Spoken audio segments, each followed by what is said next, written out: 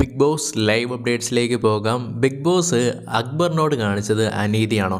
സത്യം പറഞ്ഞാൽ ഏറ്റവും വലിയ തുക എന്നൊക്കെ പറഞ്ഞ് 3,50,000 രൂപ കൊണ്ട് ഇറക്കുകയും ചെയ്ത് അവസാനം കൊണ്ട് കല മുറിച്ചിട്ടുള്ള ഒരു പരിപാടിയാണ് ബിഗ് ബോസ് കാണിച്ചിട്ടുണ്ടായിരുന്നത്.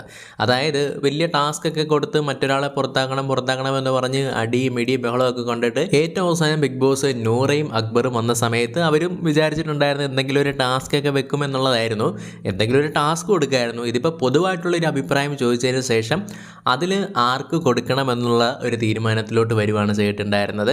എന്നിട്ട് എല്ലാവരും നോമിനേറ്റ് ചെയ്തിട്ടുണ്ടായിരുന്നത് നൂറയ്ക്ക് കിട്ടണമെന്ന് തന്നെയായിരുന്നു. കാരണം അവർക്ക് ഫൈനാൻഷ്യലി പ്രശ്നങ്ങളുണ്ട് എന്നുള്ള കാര്യങ്ങളൊക്കെയാണ് പറഞ്ഞിട്ടുണ്ടായിരുന്നത്. അങ്ങനെയാണെങ്കിൽ നമുക്ക് ആ രീതിയിൽ തന്നെ തുടക്കം ടാസ്ക് വെച്ചാൽ മതിയായിരുന്നു.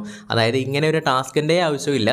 ഈ ഒരു 3,50,000 കൊണ്ട് വെച്ചതിന് ശേഷം ആർക്കാണ് ഫൈനാൻഷ്യലി പ്രശ്നമുള്ളത് എല്ലാവരും കൂടെ ചെയ്ത് ആലോചിച്ചതിന് ശേഷം തീരുമാനിക്കുക. അങ്ങനെ ഒരു സംഭവം കൊടുത്താൽ കുറച്ചുകൂടെ നല്ലതായിരുന്നു. ഇതിപ്പോൾ ഒരു ടാസ്കും കൊടുത്ത് ഗെയിം കളിക്കുകയും ചെയ്ത് കഷ്ടപ്പെട്ട് അവസാനം വരെ എത്തിയിട്ട് ശേഷം അവസാനം അക്ബറിനൊന്നും ഇല്ലാത്തൊരവസ്ഥയായിപ്പോയി. അത് വളരെ മോശമായിപ്പോയി. ഇല്ലെങ്കിൽ ഒരു പാതി തുകയെങ്കിലും കൊടുക്കായിരുന്നു. 3,00,000 രൂപയല്ലേ പുള്ളിക്കാരനും കഷ്ടപ്പെട്ട് അവസാനം വരെ പിടിച്ചു നിന്നതല്ലേ. എന്നിട്ട് ഒരാൾ മാത്രം കൊണ്ടുപോകുമെന്ന് പറഞ്ഞാൽ അത് അത്യാവശ്യം മോശമായിട്ട് തോന്നിയിട്ടുണ്ടായിരുന്നു. ഒരുപാട് കമൻസും അങ്ങനെ വരുന്നുണ്ട്.